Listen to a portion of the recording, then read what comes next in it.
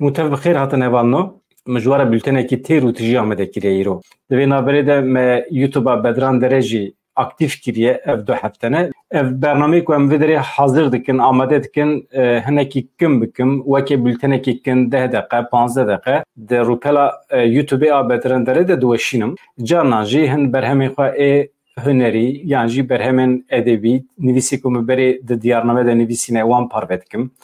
Yan jî pêşkeşiyê min ên berê ez dînim parve dikim. Wisa dixwazim hinekî hêz û quwetê bidim vê rûpelê. Eger hûn jî bixwazin ji kerema xwe re wexta we çêbe biçin ser rûpela YouTubeê a Bedran Dere hem biacîbînin hem jî bibin abone kêfxweş dibim. Ev jî dibe wekê garantî sibê dest em nizanin dijminê me gelekin dibe ku ev rûpelê me werin girtin yan jî problem çêbe qenebe rûpelê me yê yêdek guêtim hebin. Mala we ava jin have. Ama encama ku ji TikTokê digirim gelekî balkêşe pir zû pêş dikeve. Yani videoyekî deqeyekî parve dikî tu nêrî di nava çend saate de digêje 50,000 100,000 êdî ew çi ne ew hêjmara vêkirina wê rûpelê ye yan temaşekirina ye tam nizanim lêbelê encamekî gelekî baş e. Ew jî hêvî dide me quwet dide me.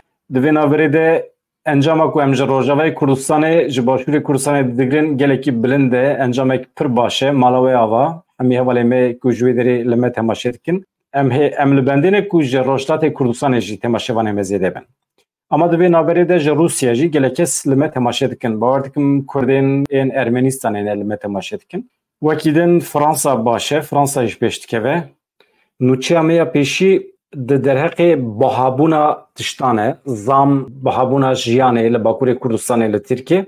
Li Tirkiye û Bakurê Kurdistanê enflasyona zêde di encama wê de giraniya ku li nava bazarê çêdibe barekî giran dide ser milê wan kesên ku dahata wan gelekî kêm e. Li bazarê ji ta bigire heta derzî her tişt biha bûye. Xelk niha bi hesreta rojên berê dijî. Piraniya xelkê bi mûçeyê herî kêm de bara xwe dike.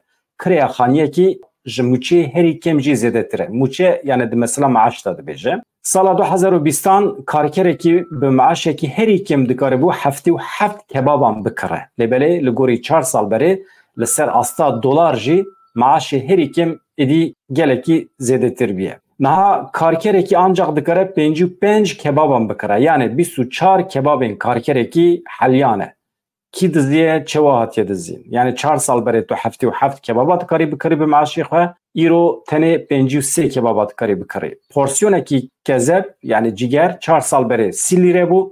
Kebab 30 lîre bû. Lêbelê niha hem kezeb hem kebab her yek ji wan 320 lîre ye li Amedê. Dibêje êdî îdare nabe, debar nabe, feqîr tam feqîr dibin, zengî jî tam zengî bûne, rewş gelekî xirab e, xelk dibêje. Derdekî din jî kiriya xaniyan e, li Amedê kiriya herî kêm a xaniyekî 12,000 lîreyê dest pê dike heta 30,000 lîreyê jî bilind dibe. Yani ji 375 dolaran dest pê dike heta 905 dolaran jî diçe. Bandora krîza aborî li ser buhayên fêkiyan jî çêbiye. Xelk êdî nikare fêkiyan jî zebziyan bistîne. Berê xiyar 3 kilo bi lîreyekî bû, niha kiloyekî bûye 40 lîre. Fêkî êdî kirîna wan bûye tiştekî lüks. Yani herkes nikare bikire. Tiştekî din ku dibe sedemê bihabûnê fiyeta mazot û benzîne. Ji aliyê din ve buhayê elektrîka ku ji bo avdana çandiniyê tê bikaranîn ji sedî 30 hate zêdekirin. Cotkaran ji ber tirsa xizarê dev ji çandiniya berhemê duyem berdane bi hezaran zevî vala mane. Li bajarên wekî Amed, Mêrdîn, Riha, Dîlok, Êlih, Batman piştî çandiniya ewil her sal berhemekî duyem jî tê çandin. Îsal ji ber ku buhayê elektrîka avdaniya çandiniyê di yekê tîrmehê de ji sedî 30 zêde bû. Cotkarên van bajaran îsal dev ji çandiniya berhemê duyem berdane. Cotkar dibêjin eger çareyekî ji bûvê bihabûnê re neydîtin, ji enflasyona çandiniyê re neydîtin, ew ê nikaribin berhema yekemîn jî biçînin.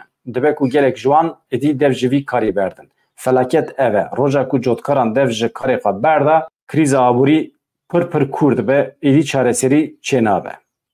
Em derbasî Rojavayê Kurdistanê dibin li tebqa îstasyonekî avê tê çêkirin. Em di vê bültena xwe de tim basa avê dikin ji bo me gelekî girîng e, bi taybetî jî pirsgirêkên li avê li Rojavayê Kurdistanê hene. Yeketiya şaredariyan ya kantona Tebqayê ragihand dest bi avakirina îstasyonekî ava vexwarinê kiriye ku avê ji 30,000 kesî re peyda dike. Li gorî hevserokê yekîneyê avê ya Mensurayê Ahmed El Nihar استاسیون و آوه بده 30,000 شینین لگنده هینه دیه ای منصوره او جی نزی 5,000 مال لوان گندان هنه لگوری پلانسازی پروژه د استاسیون ده 2 هلمش و ورم بجی کرن هر وها و تورین آوه به درجه 2200 متر ورندانین النهار دست نشان کر برای پروژه او آوه بگینین گلک مالان اینکو آوا استاسیونا ایبات ناگه جوان لکانتونا طبقه 31 استاسیونن آوا و خورنه هنه کل سر کانالین آودانه و چم فراتینه دولت ترک باجار تل رفاته توپ پاران کر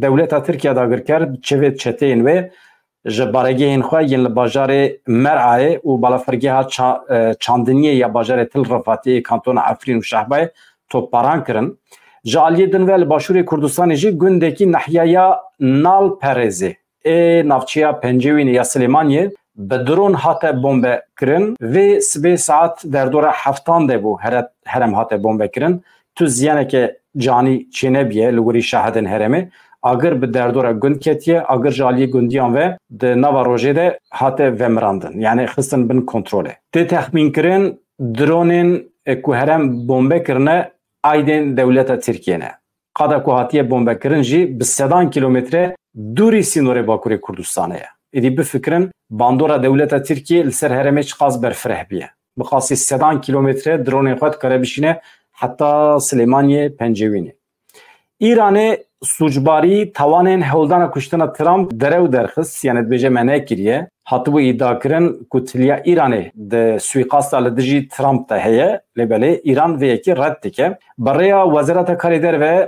ایران توانین چاپمنی دولت یک بیگین امریکای که دستوی ده هولدان کشتن ترامپ ده هیه درو واندن بردف که وزارت نصیر کانایی گوت ایران بتندی و ادعای رد دکه نوچه که دن یا لزگین هیت خوازم بواره پارو بکم او جی کسی که سوریهی حتی گرتن لامریکای جبر سوجبارین شهر دستلاتار امریکی روژا سیشمیه یعنی ایرو ولاتیه که سوریه لبالفرگیه لوس آنجلس جبر توانین شهر گرت سمیر عثمان الشیخ ناویو یک جوان برپرسی نافداره بری دست بیکرن شهر لسوریه ده سال 2011 ده پوستین اولکاری دگرد دنابرا سال 2011-2013 دجی پوستین دن این هرمی وکی پارزگار دیر زوره لروجدات ولید گرد الشیخ لامریکای دخوازا پنابریه کربو لدادگه این امریکا یله کسان لسر بنگی ها بن پیکرنان ifade لدجی ویدابون زیده گاوی وی هنه لدجی سیویلان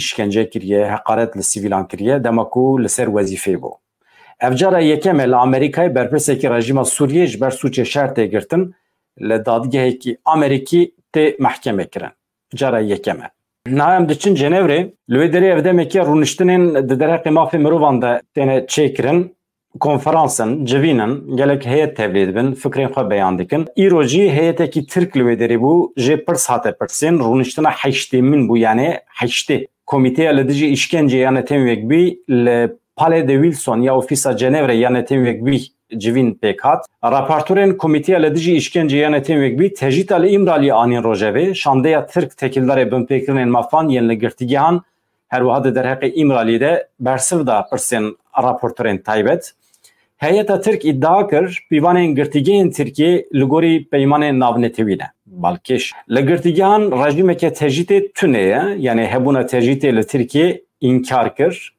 lêbelê di derheqê tejîta li İmralî de bi qismî hem tişt qebûl kirin lêbelê weke tejît bi nav nake dibêje ev ne tejîte cezayên dîsîplînê ne qedexeya hevdîtina parêzeran e rûniştinên li netên bî wê sibê jî di derheqê Tirkiye'de devam bike gelek rapor hatine amade kirin di derbarê zindanê li Tirkiye'de her wiha bin pêkirinin mafê mirovan yên li Bakurê Kurdistanê û Tirkiye'de heyeta Türk li wê derê mesela helikoptera do heye do hêvarê eger were bîra we vê derê bawekê lezgîn me xistina helikopterê ji were ragihandibû helikoptera Skorsky gerîlayên li ku derê bû li zapê helikopterekî xistin hêzên gerîla li girê bihar ê rojavayê zapê helikopterekî xist wê helikopterê de serbazek 11 leşkerên artêşa Tirk tê de hebûn hemî jî birîndar bûn ê ji wan mirine hene tunene tam nizanim lêbelê eger birîndar bû bin tê wê maneyê ku helikopter ji nişkeva neteqiyaye û neketiye dar bixwariye û mecbûr maye li derekî bikeve û xuyaye kesên tê de birîndarin Navenda ragandine ya HPG tekildarê çalakiyên xwe yên li dijî artêşa Tirkiye dagirker daxuyaniyek da ev agahiyî parvekirin. Hêzên gerîla şeva 16 tîrmehê li Zapê helîkoptereke Skorsky ya artêşa dagirker xistin. Helîkopterê dixwest li Xadê bi cih bibe, kete xwarê, îmha bû. 12 askerên di hundirê helîkopterê de birîndar bûn. Tevê ku serbazê bi navê Mustafa û du pîlotên di rütbeya teğmen de, du teknisyen, efserek, heft leşkerên dagirker ên di hundirê helîkopterê de birîndar bûne jî artêşa Tirk hewlda vê çalakiya mezin ya gerîla veşîre.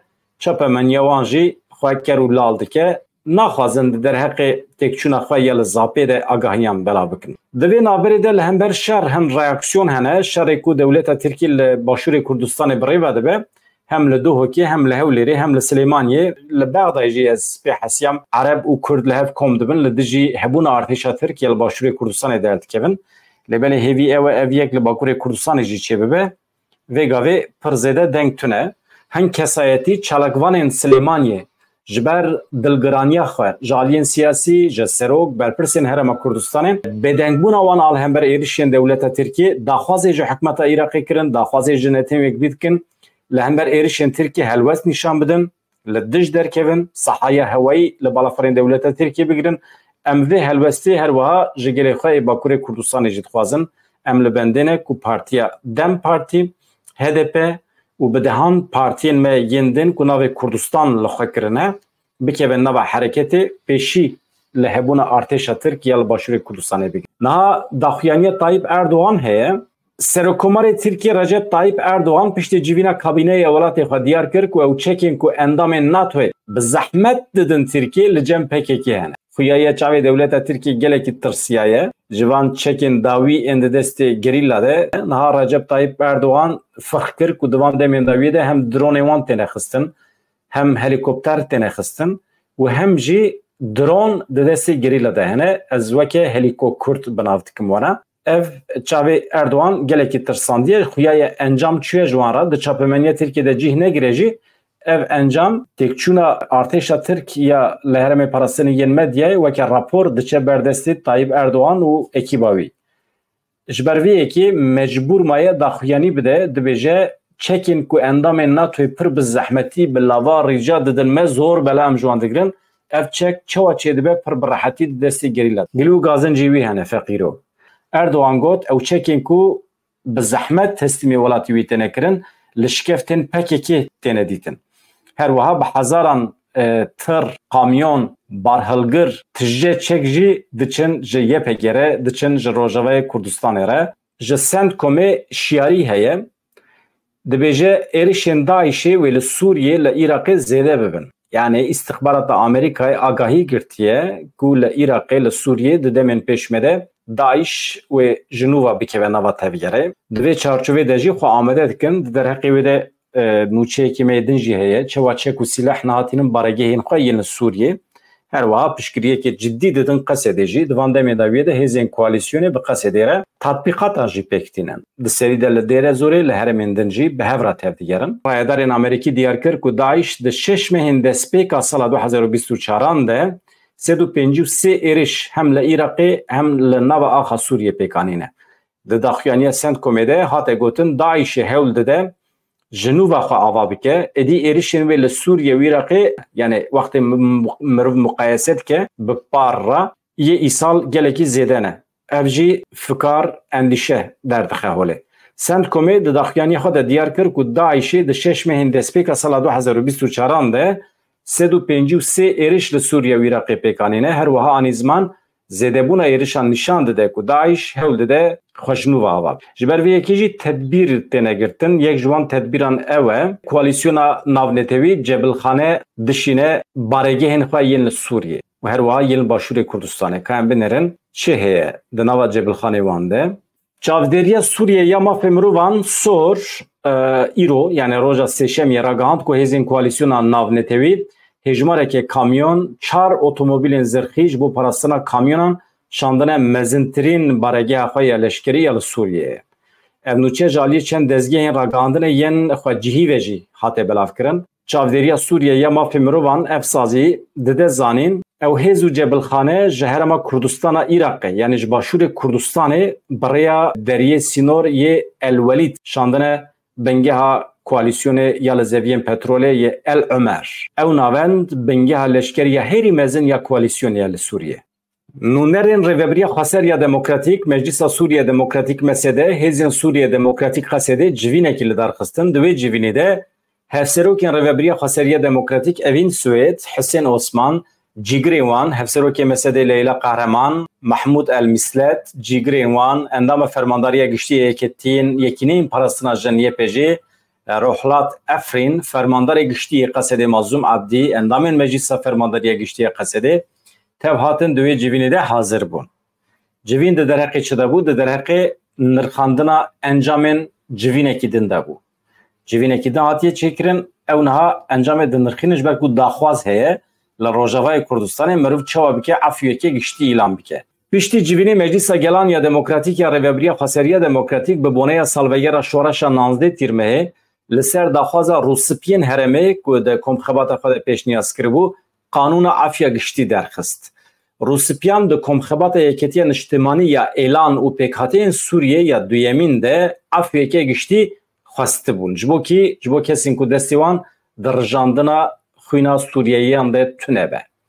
یعنی کسی که چه که سلاح نخسته بن دستی خواه گلین هرمه نکشته بن یعنی جی نبو بن سبب کشتنا کسی کدن روسپیان ایل و عشیران پیش نیاز کرنه که عفیه که گشتی وره اعلان کرن جبو خاطر شورشا 19 تیرمه دوی چارچوه ده عفیه که گشتی حتی اعلان کرن ایدی کنگید که به مریتی چند کس جه زندانان درد کهون اف جی در روژین پیش مده زیده تر زلال ده به ام در باسی نوچه که دن ببین او جی لباشور کردستانه یک جا اکتورین سرکه باشور کردستانه پدکه اگر کنه که بکاره به پدکه را هفدیتنه کی پیک بینه بکاره به و اتمسفر دجمنانه اتمسفر سار adına و tevgerin Kurdistani de jovali rake به هفدیتنه خواه و گله کی باش به یعنی نها رکبریه کی پر جدی درکتی هوله مثلا و عربیه کو دو هات تخاندن پیر بو لکلاره آنین خستن ستوی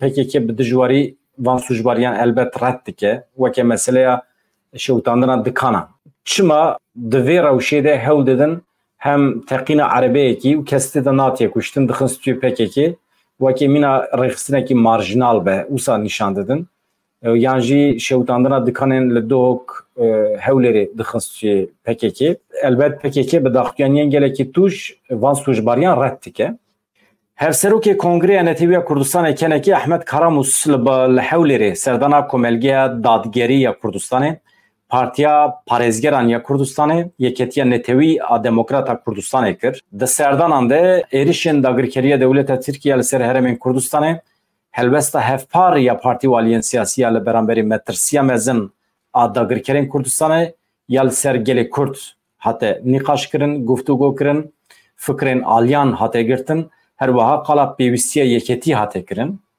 yeketiya netewî. Hevditinin Ahmed Karamus lehevleri devam dikin. Evet paşi derbasi Süleymaniye ve bavar dikim.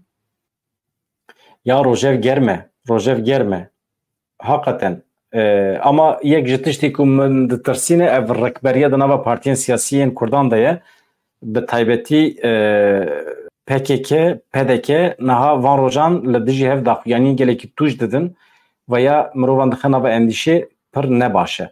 جبرکو اکتور اساسی یه بیشتر دولت ترک هم ایریش سر روجاوای کردستان که هم ایریش سر باشور کردستان که دبی مروف هدف خواه شاشنه که هدف اساسی دولت ترک مروف هم شرمزار بکه هم لدش در بکه و به میلیونان انسان اگر وسا سینرژی که در که به حاله از دوی قناعت دمه گلمه باشور کردستان جی آلیگرین پدکی جی و رابن سرپیا لدج دولت ترکیه درکوان.